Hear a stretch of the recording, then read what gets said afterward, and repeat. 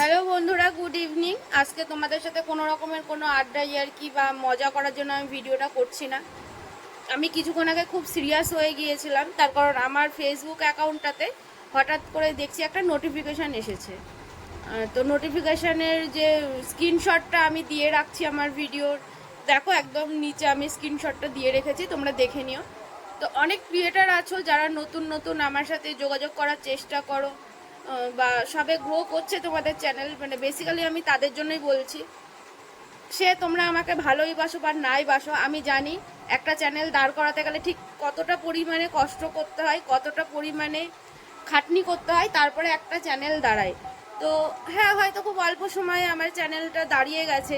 তো অনেকেরই তো নজর পড়বে বলো চ্যানেলের ওপর, পড়বে কি, পড়ে গিয়েছে অলরেডি আমার চ্যানেলটা হ্যাক করার জন্য রীতিমতন আমাকে কি বলবো, স্ক্যাম করে নোটিফিকেশান পাঠানো হয়েছে।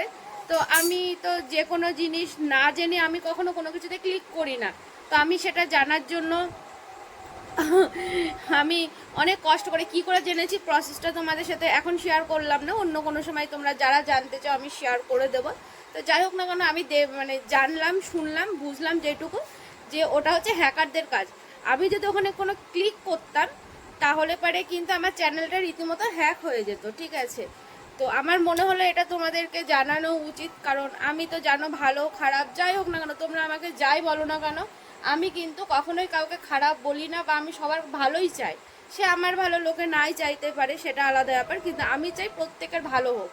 আর ছোট ছোট ক্রিয়েটার যারা আছে প্রত্যেকেই সাপোর্ট করো, সবাই সাপোর্ট করলে তারপরে একটা চ্যানেল দাঁড়ায়। তো একটা চ্যানেল দাঁড়ানোর পরে যদি হ্যাক হয়ে যায় বা এই ধরনের মানে নষ্ট হয়ে যায়, চ্যানেল ডিসেবল করে দেয়, তখন কতটা কষ্ট লাগে বলো। তো যাই হোক, ফাইনালি আমি সেটা করিনি, আমি তো বেঁচে গিয়েছি। তো যেই নোটিফিকেশানটা দেওয়া আছে আমার, দেখো একটুখানি ভালো করে, তো তোমরা দেখতে পারবে যে কী টাইপসের নোটিফিকেশানগুলো আসবে ভিডিওর মধ্যে। তো তোমরা কাইন্ডলি দেখে নিও। আর ওইরকম যদি কোনো নোটিফিকেশান তোমরা পাও তাহলে ভয় পাওয়ার কোনো কারণ নেই, কিছু হবে না। তোমরা দয়া করে ওখানে যেটা থাকবে সেটাতে কখনো ক্লিক করবে না, ঠিক আছে। আমি তো করিনি। তো আমি মানে তোমাদের কাছে রিকোয়েস্ট করছি তোমাদের ভালোর জন্য, যে তোমরা কখনো ক্লিক করবে না, তাতে আলটিমেট ভালোটা তোমাদেরই হবে। তো চলো তোমরা ভালো করে দেখো স্ক্রিনে কি কি এসেছে। তো এটাই তোমাদের সাথে আমার শেয়ার করা মনে হলো উচিত, কারণ আমার অনেক ছোট ছোট ছোট ছোট ক্রিয়েটার দিদিরা বোনেরা আমার সাথে যোগাযোগ করো।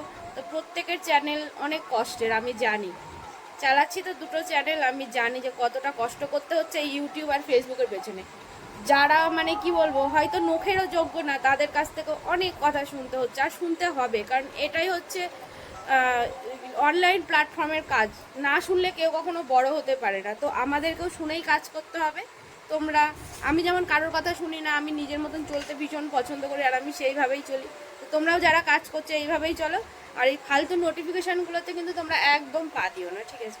তো চলো বাবাই, তোমাদেরকে সতর্ক করলাম, তোমরা ভালো থেকো, টাটা।